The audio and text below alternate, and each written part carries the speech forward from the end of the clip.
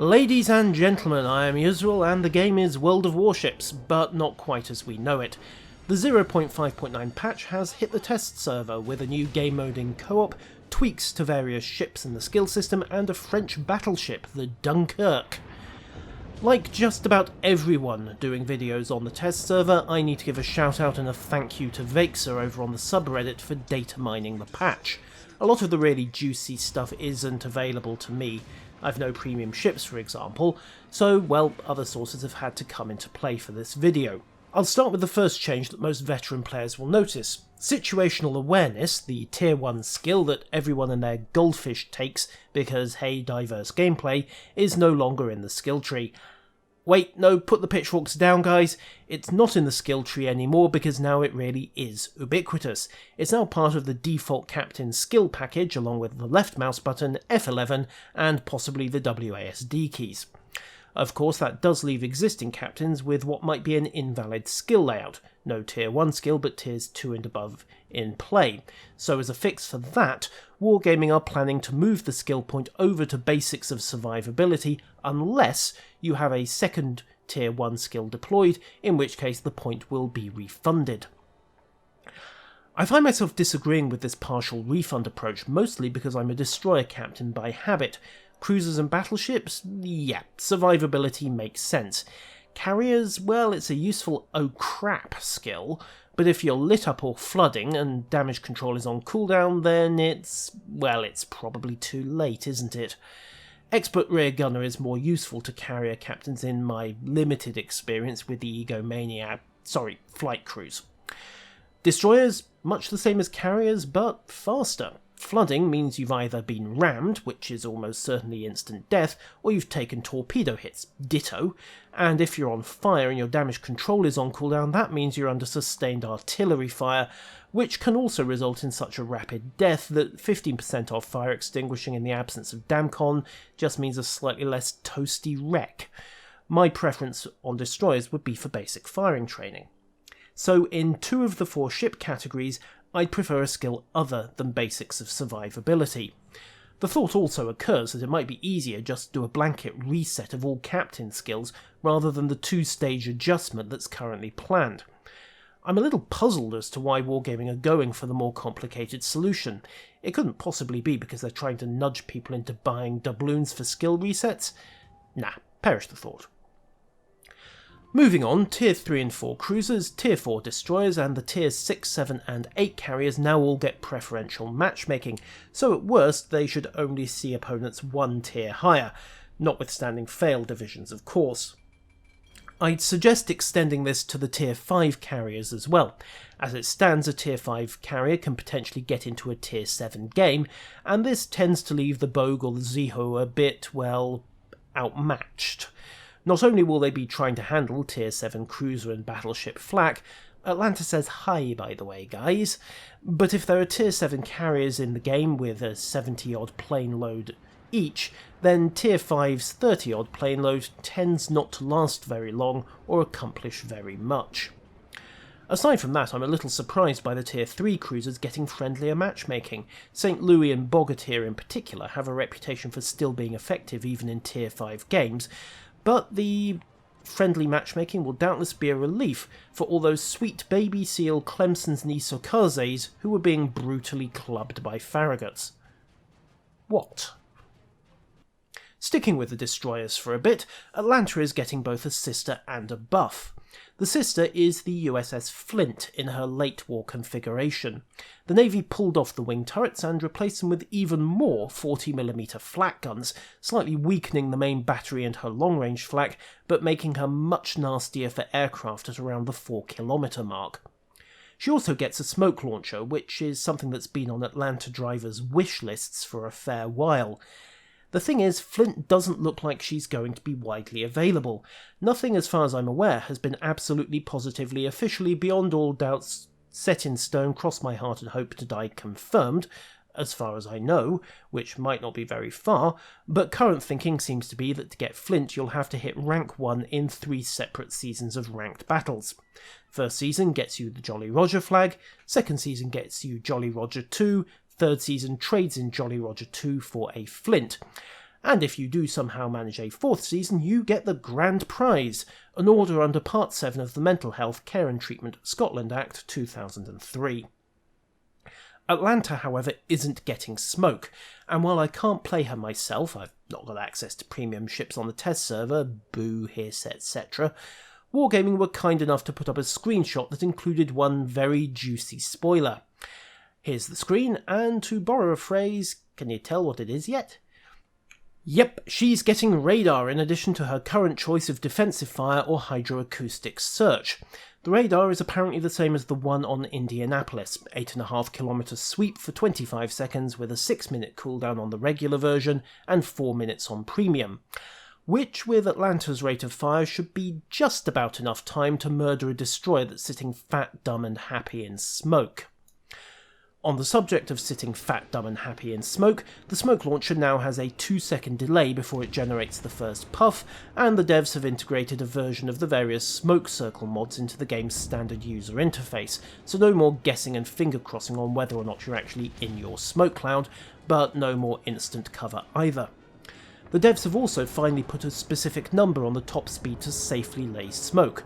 As long as you're doing 12.5 knots or less, you won't clear the first puff before you lay the second, which for most ships translates into what veteran destroyer captains already knew: quarter power with maybe the odd squirt of half power to stay safe. What I have noticed, however, is that if a destroyer is too close to the centre of an existing puff, then it won't lay a new one. This was a known issue, but the circles do make it rather more obvious, so if you want to smoke a larger area, it's worth noting that there's an effective minimum speed to get new puffs, about 6 knots give or take, as well as the 12.5 maximum for safety.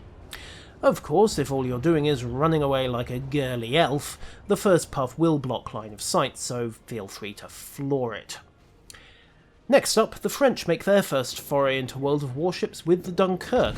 This is a fast battleship. The two that were built, Dunkirk and Strasbourg, made around 31 knots. Strasbourg was a fraction slower, but much better armoured. And they were armed with 8 330mm, 13-inch guns in 2 forward-mounted quad turrets. Kinda. The turrets were actually divided in half to prevent a lucky hit from taking out half of the main battery. However, a turret disable in World of Warships stops rotation as well as reload, so we'll have to wait and see how Wargaming handles that rather unusual setup. I've seen a few scraps of footage which suggests that each quad turret is a single entity, so yeah, we shall see. It also remains to be seen how players will handle a ship that has an 80-odd degree blind spot in its main battery coverage. I suspect that Crazy Ivan might well turn into Crazy Jacques, with a battleship's rudder shift. Yeah, maybe. Or maybe she'll just rock backwards and forwards in her deployment zone while taking long-range shots. Yeah. Interestingly, she's a Tier 6 battleship, so those 13-inch guns had better be seriously hot stuff. Every battleship she's likely to face, even Congo or New York, have much heavier broadsides than she does, and she's Tier 6, so you're potentially talking facing the likes of Armaghi or Tirpitz as well. On the subject of Tier 6, Warspite has had her armour model changed, which hopefully means they fixed the problems with her aft decking and citadel, and she's finally riding at the correct height. She's riding about 6 feet too high on the live server, which will hopefully make the grand old lady a bit less delicate, and also stop the jokes about her having no panties and too short a skirt. On the other side of the Atlantic, US battleships have had their armour models refined so that the hitbox is now a better fit to the display model.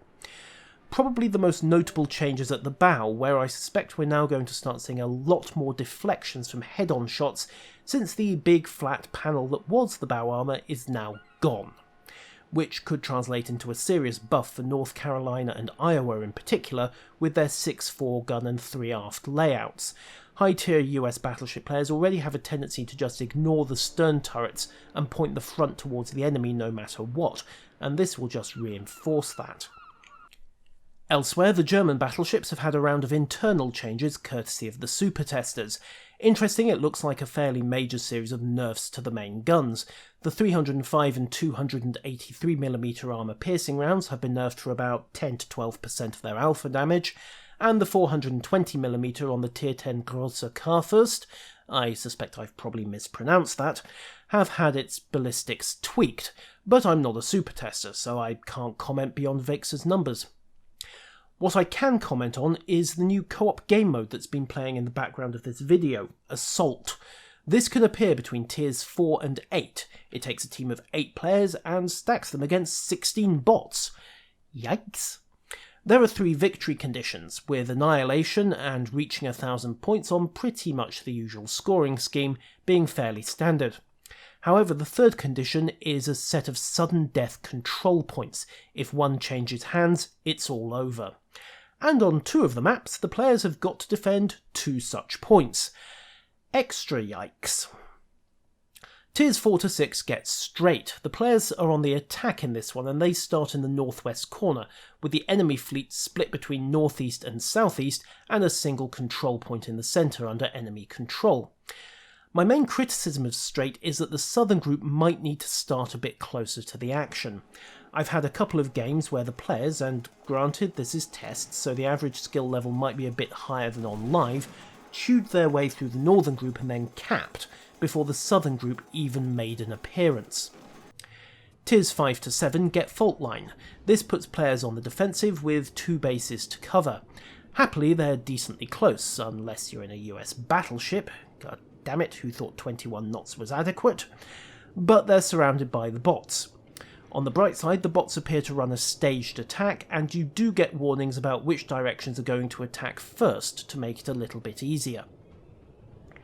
Tiers 6 to 8 get estuary. Well, officially it's tiers 6 to 8. I've had estuary come up in a 5-7 match, and that shouldn't be possible. I suspect the game just saw the tier 7s and picked a map based on them. The cap points are further apart, making it harder to react if the strategic balance is wrong, and yes, US standard battleships, I am looking at you.